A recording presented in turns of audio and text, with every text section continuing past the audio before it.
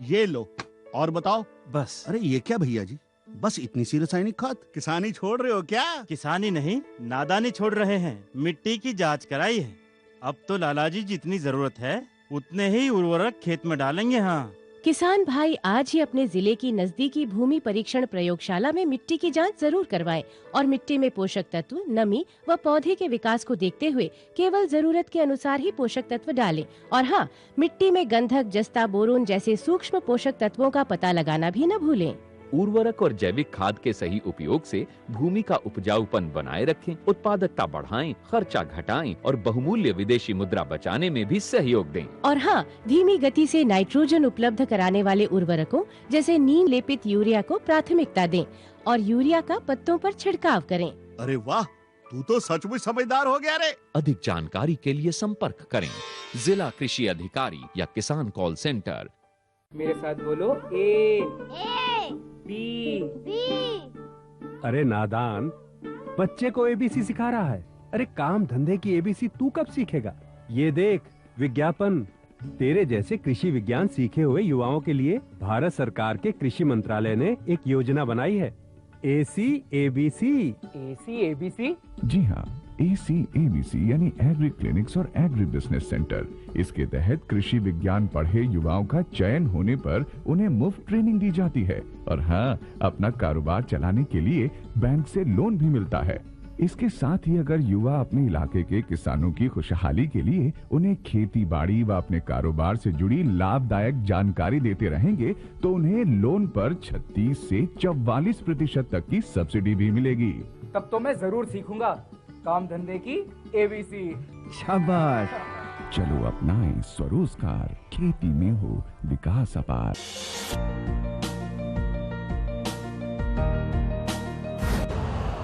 Urea का स्वदेशी उत्पादन 70 लाख टन बढ़ाने के लिए 6 उर्वरक संयंत्रों का उद्धार किया जा रहा है।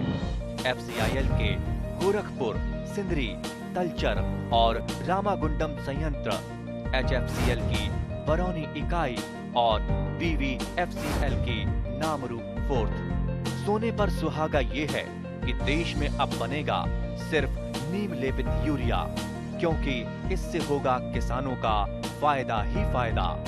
अनाज का उत्पादन 10% तक बढ़ेगा, बढ़ेगी 10 से 15% नाइट्रोजन क्षमता।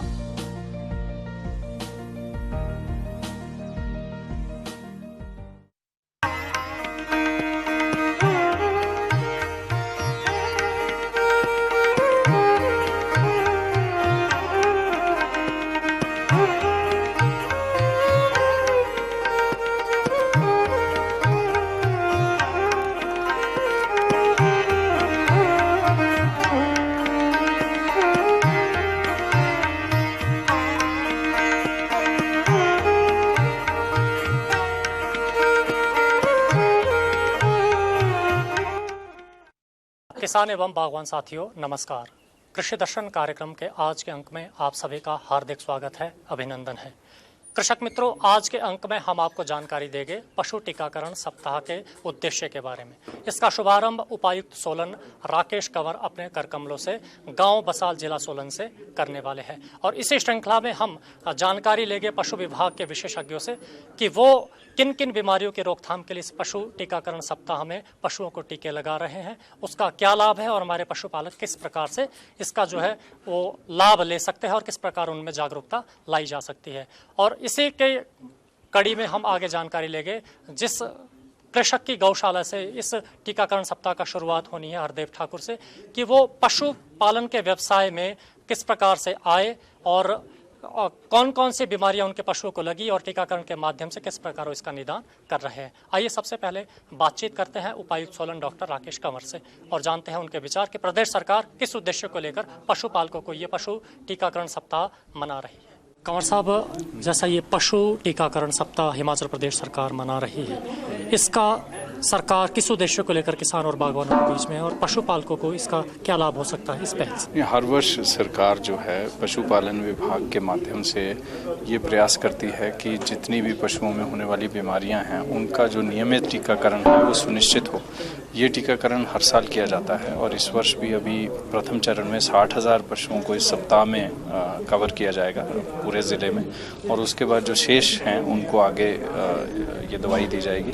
इससे एक तो फ़ायदा ये है कि ये पशु जो इन बीमारियों से जो कि इस टीकाकरण ना होने की वजह से हो सकती हैं उससे बच पाएंगे। वहीं दूसरी तरफ विभाग और किसानों के बीच में, पशुपालकों के बीच में एक संपर्क स्थापित होता है। उस संपर्क में बहुत सी ऐसी चीज़ें जानने समझने का मौका विभाग को मिलता है जो आमतौर पर उनके ध्यान में नहीं आती। तो मैं समझता हूँ कि इसका ये लाभ जो विशेष है वो ये है कि इस जनसंपर्क के ज़रिए हमारे जो चिकित्सक हैं, दूसरे टेक्नीशियन हैं, वो गाँव में जाकर किसानों को मिलते हैं और उनकी समस्याओं से रूबरू होते हैं। कई बार ऐसा होता है जैसे जहाँ पशुपालन विभाग के कार्यालय है या जहाँ तक उनकी पहुँच है, उन पशुपालकों को तो लाभ हो जाता है, लेकिन जो दुर्गम क्षेत्र में पशुपालक रहते हैं, किसान रहते हैं, उन्हें अक्सर इन सुविधाओं का लाभ नहीं हो पाता और उनके जो पशु रोगग्रस्त हो जाते हैं कई बार। ऐसा तो उन्हें लाभान्वित करने के लिए प्रदेश सरकार क्या पहल कर रही है? ऐसा आमतौर पर है नहीं, क्योंकि जो भी टोटल कैटल रजिस्ट्रेशन है उसको 100% कवर करने का लक्ष्य है। तो चाहे वो किसी भी क्षेत्र में हो, चाहे दुर्गम क्षेत्र में है, चाहे सड़क के पास हैं, वहाँ सभी जगह विभाग के कर्मचारी और चिकित्सक जो हैं वो पहुँचते हैं और इनको 100% कवरेज की कोशिश करते हैं। उसके अलावा पंचायतों के माध्यम से और दूसरे जनप्रतिनिधियों के माध्यम से भी ये जानकारी लोगों तक पहुंचाई जाती है, संचार माध्यमों से, ताकि लोगों को ये पता चले कि इस तरह का कार्यक्रम चल रहा है और वो इसमें शामिल हों। और सबसे बड़ी बात इसमें यह है कि हिमाचल के जो किसान हैं वो बहुत जागरूक हैं। उनको हम इस दृष्टि से नहीं देख सकते कि उनको इन कार्यक्रमों के बारे में सूचना नहीं है या वो इसमें शामिल नहीं होना चाहते। वो खुद बढ़ चढ़ कर इसमें भाग लेते हैं, बल्कि विभाग को समय समय पर याद भी करवाते रहते हैं कि उनकी जो जिम्मेवारियां हैं वो क्या हैं। तो इस दृष्टि से हिमाचल प्रदेश के किसान इसमें बढ़ चढ़ कर भाग लेते हैं और मैं समझता हूँ कि 100% हम कवरेज इसमें कर पाएंगे। कृषक मित्रों, अभी मेरे साथ हैं औषधि विज्ञान विशेषज्ञ डॉक्टर अंकुर गुप्ता, जो बहुआयामी पशु चिकित्सालय सोलन में कार्यरत हैं। आइए इनसे बात करते हैं और जानकारी लेते हैं कि जो ये साप्ताहिक पशु टीकाकरण आयोजन किया जा रहा है, इसका क्या उद्देश्य है और इससे किसानों को किस प्रकार लाभ हो सकता है। डॉक्टर साहब, ये जो आप सप्ताह मना रहे हैं जिसमें पशुओं का टीकाकरण होना है, इसका क्या उद्देश्य है और क्षेत्र के जो पशुपालक हैं उनमें किन किन बीमारियों की रोकथाम के जो है टीके वो आप लगवा रहे हैं? इसमें हम HSBQ का टीकाकरण, यानी कि जो बीमारियां हैं, लंगड़ा बुखार और गलघोटू की बीमारी होती है, उसकी ये बड़ी संक्रामक बीमारियां हैं, ये दोनों बड़ी संक्रामक बीमारियां हैं। इन दोनों की रोकथाम के लिए पशुपालन विभाग की हिमाचल प्रदेश की तरफ से निःशुल्क टीकाकरण किया जाता है। ये जो टीकाकरण है ये वर्ष में एक बार होता है। ये इस टीकाकरण को लगाने से जो ये बीमारियां हैं, ये अति संक्रामक बीमारी है, इसके होने के जो चांसेस हैं वो बिल्कुल ज़ीरो हो जाते हैं। ये जो बीमारी है ये पशुओं में नहीं आती, क्योंकि इस बीमारी में ये होता है इसके अगर इस बीमारी ये हो जाती है तो रातों रात आपके सारे के सारे पशु, जो परक्यूट फॉर्म है इस बीमारी की, उसमें सारे के सारे पशु एक साथ मर जाते हैं। और अगर इसके हमें ये एक्यूट फॉर्म में आती है तो इसमें इस बीमारी में जो पशु है वो खाना पीना कम कर देता है, उसे काफ़ी ज़्यादा तेज़ बुखार आता है और उसमें जो गले की मांसपेशियां हैं वहाँ गले के चारों तरफ इसमें सोजिश आ जाती है, जिसकी वजह से उसे सांस लेने में दिक्कत होती है और उसमें पशु सांस ना लेने की वजह से वो धीरे धीरे मृत्यु की ओर अग्रसर होता है। इस बीमारी का नाम गलघोटू इसीलिए है क्योंकि ये जो है श्वास नली के ऊपर दबाव पड़ जाता है और पशु सांस नहीं ले पाता। इसलिए क्योंकि अगर ये बीमारी एक बार हो जाती है तो इससे अगर पशु बच भी जाता है, अगर 12 से 24 घंटे के भीतर अगर इसका जो इलाज है, वो उपचार जो है वो शुरू हो जाए तो पशु बच जाते हैं, परंतु वो दूध देने की क्षमता थोड़ी कम हो जाती है उन पशुओं की, और उससे कि जो पशुपालक है उसको आर्थिक जो हानि है वो उठानी पड़ती है, दवाइयों का खर्चा उठाना पड़ता है। इसलिए सरकार की ओर से ये मुहिम है कि हर साल इस बीमारी से बचने के लिए निःशुल्क टीकाकरण किया जाता है विभाग की ओर से। तो ये हम सोलन जिला में हमारे उपनिदेशक जो डॉक्टर अनिल गुप्ता है पशुपालन विभाग, उन्होंने ये कहा इस बार ये किया है कि एक साप्ताहिक प्रोग्राम चलाया है कि 2 तारीख से लेकर 7 तारीख तक, 2 अप्रैल से 7 अप्रैल के मई के बीच में ये टीकाकरण किया जाएगा, जिसमें कि हमारे अधीनस्थ जो जितने भी पशु चिकित्सा संस्थान है वहाँ का सारा स्टाफ जो है मिलके ये मुहिम चलाएगा, ताकि अधिक से अधिक जो पशु हैं वो इस पीरियड में ही सारे के सारे पशुओं का टीकाकरण हो जाए और इस बीमारी के प्रकोप से बचा जा सके। और जो दूसरी बीमारी जिसका जिक्र मैं कर रहा था, जिसे लंगड़ा बुखार कहते हैं, उसमें पशु को तेज ज्वर आता है और जो पशु की जो हैवी मसल, जिसमें मतलब जहाँ मांस ज़्यादा होता है पशु के शरीर में, जैसे कि उसकी जांघों के जो मसल है उसमें अकड़न आनी शुरू हो जाती है। इसके जो सिम्टम है, जो इसके साइन है, उसमें ये होता है कि पशुओं को तेज़ बुखार आएगा और उसके चलने में पशु जो अक्षम हो जाता है, पशु अक्षम हो जाता है। और इस अक्षमता के कारण इसे हम लंगड़ा, क्योंकि बुखार भी आता है और पशु लंगड़ापन भी आता है, इसे हम लंगड़ा बुखार कहते हैं। इस बीमारी का भी से भी बचने के लिए ये टीकाकरण किया जा रहा है। इसी श्रृंखला में अब मेरे साथ है प्रजनन विशेषज्ञ डॉक्टर संदीप ठाकुर। इनसे हम जानकारी लेंगे कि पशुओं में प्रजनन संबंधी समस्याएं कौन कौन सी हो सकती है, पशुओं में गर्भाधान के दौरान टीकाकरण करना चाहिए और नहीं करना चाहिए इस विषय में, और कौन कौन सी समस्याएं पशुओं को प्रजनन के दौरान हो सकती हैं, ये हमें जानकारी देंगे। डॉक्टर साहब, कार्यक्रम में आपका स्वागत है, अभिनंदन है। हमारे पशुपालक मित्रों को आप ये बताएं कि जब पशु प्रजनन में होता है, गर्भाधान में होता है, तो क्या उस समय हमारे पशुपालकों को अपने पशुओं का टीकाकरण करवाना चाहिए? और ये काफ़ी लोगों में भ्रांतियां हैं कि जैसे ही उनका पशु अगर गाभिन है तो उनको टीका नहीं करवाना है या उनकी अबॉर्शन हो जाएगी। काफ़ी लोगों में भ्रांति है कि टीका करेंगे तो वो पशु उनका बच्चा गिरा देगा, जिसे हम साइंटिफिकली टर्म में अबॉर्शन कहते हैं। तो ये बहुत बड़ी भ्रांति है लोगों में, जबकि ऐसा नहीं है। जो गाभिन पशु हैं आपके, उनको भी टीका करवाना चाहिए। और ये जिन बीमारियों के अगेंस्ट टीके लग रहे हैं, जो कैंपेन हमने चलाया है आज, ये वैक्सीनेशन वीक है हमारा 2 से 7 मई का, तो इसमें मुख्यतः है ये गलघोटू, लंगड़ा बुखार। इसके अलावा एक और डिजीज़ है जो है FMD, foot and mouth disease, या उसको हम मुंह खुर का रोग भी कहते हैं। तो ये रोग ऐसे हैं, लाइलाज हैं, और कई बार तो इसमें पशु की मृत्यु तक हो जाती है। और जैसा कि मैंने कहा कि FMD रोग है, फुट एंड माउथ डिजीज़, वो अगर आपके दुधारू पशु को एक बार हो गया तो उसकी अगर दूध, ये जो दूध से अगर हम उसको कंपेयर करें तो 25% तक जो है उसका मिल्क यील्ड में कमी आएगी अगर एक बार उसको रोग हो जाता है। इसके अलावा जो अदर उसमें विकार हैं, उसके जो हार्ट होगा वो काफ़ी वीक हो जाएगा। थोड़ा सा अगर आप उसको चलाएंगे वो हाँफना शुरू हो जाएगा। बैल आपके हैं, आप उससे जुताई नहीं कर सकते, वो एकदम से हाँफना शुरू हो जाएंगे और प्रोन टू डिजीज़ बड़े जल्दी होंगे। और जो हमने आज यहाँ पे जिस डिजीज़ के अगेंस्ट वैक्सीनेशन लगाई है वो है लंगड़ा बुखार, जो इसमें कि मेहल डॉक्टर साहब ने आपको शायद पूरा बता ही दिया है कि क्या क्या उसके सिम्टम्स हैं और कैसे कैसे उनकी वो करना है आपने। तो अगर आपका पशु गाभिन भी है तो आपने उनको टीका ज़रूर करवाना है। ऐसा नहीं करना कि अपने गाभिन पशु को टीका नहीं करवाना है। हाँ, एक चीज़ का जिसका आपने ध्यान रखना है वो ये है कि अपने पशु को कीनली ऑब्जर्व करें कि उसका कहीं बुखार तो नहीं उसको आ रहा है, क्योंकि जो हम टीका ये करते हैं, अगर आपके पशु को पहले से टीका नहीं हुआ है तो उसमें हल्का सा टेम्परेचर राइज होता है, तो हो सकता है उसके कारण जो है आपका पशु कई बार अबॉर्ट करे, तो हाई टेम्परेचर के कारण होगा। लेकिन इसके कारण नहीं होगा कि वो जो आपने टीकाकरण किया उसके कारण जो अबॉर्शन हुआ। किसान साथियों, अभी मेरे साथ है एक प्रगतिशील दुग्ध उत्पादक हरदेव सिंह ठाकुर, जो गांव बसाल, जिला सोलन के रहने वाले हैं, और इन्हीं की गौशाला से इन्हीं के पशुओं के टीकाकरण करके सोलन जिला में पशु टीकाकरण सप्ताह की शुरुआत हुई है। आइए इनसे बात करते हैं और इनके अनुभव जानते हैं। हरदेव ठाकुर जी, कार्यक्रम में आपका स्वागत है। धन्यवाद। तो जैसे ये पशु टीकाकरण सप्ताह सोलन पशुपालन विभाग मना रहा है, तो इसके विषय में आपकी क्या सोच है? और आपके जो पशु है, जैसे आपका ये दुग्ध उत्पादन का काम है, तो आपके पशु को क्या कोई रोग है, और इस विषय में आप जो है कितने जागरूक है, और कौन कौन सी बीमारी आपके पशुओं को पहले लगी है, और अब क्या आप समझते हैं कि पशुओं में उनका सही इलाज किस प्रकार किया जाए? ये जो आज टीकाकरण हुआ जी, ये गलघोटू और लंगड़ा बुखार के लिए किया गया।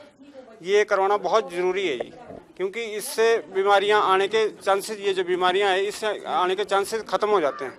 और अगर ये बीमारियां आ जाती है तो फिर पशु उससे मर भी सकता है। कुछ लोग इसको टीकाकरण को गलत मानते हैं। वो बोलते हैं भाई ये टीकाकरण करेंगे उसके बाद हमारे पशु को बुखार आ जाएगा, बीमार हो जाएगा पशु। तो ये गलत है। अगर हल्का सा बुखार कहीं आ भी जाए तो वो इस बीमारी से तो मतलब बहुत कम है। अगर ये बीमारी आ जाएगी तो हमारा पशु मर भी सकता है। बुखार आएगा तो उसका तो इलाज हो सकता है। तो इसलिए लोगों को मतलब टीकाकरण करवाना बहुत ज़रूरी है, सबको करवाना चाहिए। और गाभिन हो पशु चाहे जैसा मर्जी हो, टीकाकरण बहुत ज़रूरी है उनको ही। और मेरा डायरी का काम है जी, तो मैं पनीर तैयार करता हूँ। दूध नहीं बेच पाता क्योंकि मेरा साथ में एग्रीकल्चर का भी है, खेती का भी काम है, इसलिए मैं दूध नहीं बेच सकता। तो मतलब रोज रोज किसी के दरवाजे में नहीं जा सकता। मैं एक जगह पनीर तैयार करके एक ही जगह बेचता हूँ। उससे मेरा एक तो समय बचता है जी, दूसरा मुनाफा दूध से अच्छा है, क्योंकि मैं दूध पनीर मतलब 240 रुपये किलो बेचता हूँ जी। इसमें मेरे को काफ़ी फ़ायदा लगा। और पशु भी मेरे पास अच्छी जातियाँ हैं, जिससे दूध का उत्पादन अच्छा होता है और फैट भी बहुत ज़्यादा है दूध में, तो पनीर अच्छा निकलता है। विभाग से हमारे को पूरी सहायता मिलती है, जिससे हमारे पशु कभी बीमार हो, दवाइयों की ज़रूरत हो, तो हमारे को पूरी दवाइयाँ ये विभाग से मिलती है। और जैसे ही पशु को कोई दिक्कत आती है तो पूरे मदद करते हैं विभाग वाले हमारी। आजकल गांव के लोग ना पशुपालन खेती छोड़ के नौकरी ढूंढ रहे हैं। तो ऐसा नहीं है, अगर ज़मीन आपके पास नहीं है, खेती आप नहीं कर सकते, तो कम से कम पशु तो आप पाल ही सकते हैं। उसके लिए तो आपको जगह भी बहुत कम चाहिए होती है, इसलिए इससे भी फायदा है। नौकरी करने से अच्छा आप अपना काम करो, अपना व्यवसाय करो। उससे आप एक गाय 1 से 2, 2 से 4 बना सकते हैं और व्यवसाय को आप बढ़ा सकते हैं। तो इसलिए मैं लोगों से कहूँगा कि अपनी खेती को मत छोड़ें, पशुपालन मत छोड़ें। ये आपको आगे ले जाएगा, पीछे नहीं ले जाएगा। खेती तो नौकरी तो आपकी आज है, कल नहीं होगी। अगर आप मान लो नहीं रहते हैं तो आपके जो परिवार है वो कैसे गुजर बसर उनकी होगी। अगर आप खेती कर रहे हैं या पशुपालन कर रहे हैं तो आपके बाद वो आपके परिवार के लोग उसको संभाल सकते हैं। जबकि अगर नौकरी आपकी चली गई तो अगर आपके घर में छोटे बच्चे हैं, औरत है, तो वो नौकरी तो कर नहीं सकते। तो इसलिए पशुपालन या खेती बहुत ज़रूरी है। ये आपके मतलब आपके बाद आपके परिवार को चलाएगी। हरदेव ठाकुर जी, आप हमारे कार्यक्रम में सम्मिलित हुए और आपने अपने डेयरी फार्मिंग के व्यवसाय के अपने अनुभव हमारे किसान बागवानों के साथ साझा किए और आपने हमारे पशुपालकों को कृषि और बागवानी और पशुपालन से जुड़ने के लिए प्रेरित और प्रोत्साहित किया। इसके लिए आपका धन्यवाद। कृषक मित्रों, पशु टीकाकरण सप्ताह पर आधारित आज का कार्यक्रम में हमने सबसे पहले जो विचार सुने वो उपायुक्त सोलन राकेश कंवर जी के, जिन्होंने ये बताया कि प्रदेश सरकार किस उद्देश्य को लेकर इस सप्ताह का आयोजन कर रही है। और इसी श्रृंखला में हमने विचार सुने औषधि विज्ञान विशेषज्ञ डॉक्टर अंकुर गुप्ता के कि टीकाकरण क्यों जरूरी है और कौन कौन सी बीमारियां पशुओं में लग सकती है और किन की रोकथाम के लिए टीकाकरण किया जा रहा है। और साथ ही साथ हमने जानकारी ली प्रजनन विज्ञान विशेषज्ञ डॉक्टर संदीप ठाकुर से कि क्या गर्भाधान के दौरान भी पशुओं में टीकाकरण किया जा सकता है। और समाज में और हमारे पशुपालकों में जो भ्रांतियां हैं कि गर्भाधान के दौरान अगर टीकाकरण किया जाता है तो गर्भपात हो सकता है, इसके बारे में भी उन्होंने हमें बताया कि ये बिल्कुल असत्य है। गर्भधारण के दौरान भी पशुओं का टीकाकरण किया जा सकता है और उन्हें रोगमुक्त किया जा सकता है। और जो एक प्रगतिशील पशुपालक हरदेव ठाकुर है, उनके विचार भी हमने आपके समक्ष रखे कि किस प्रकार हमारे जो पशुपालक हैं, किसान हैं, उन्हें अपनी खेती और पशुपालन के व्यवसाय से जुड़कर इस व्यवसाय को आगे बढ़ाना चाहिए और इससे आर्थिक लाभ अर्जित करना चाहिए। इसी के साथ आज के कार्यक्रम को यहीं पर संपन्न करने की आप सभी से अनुमति चाहते हैं। अन्य कार्यक्रम के लिए देखते रहिए दूरदर्शन शिमला। नमस्कार।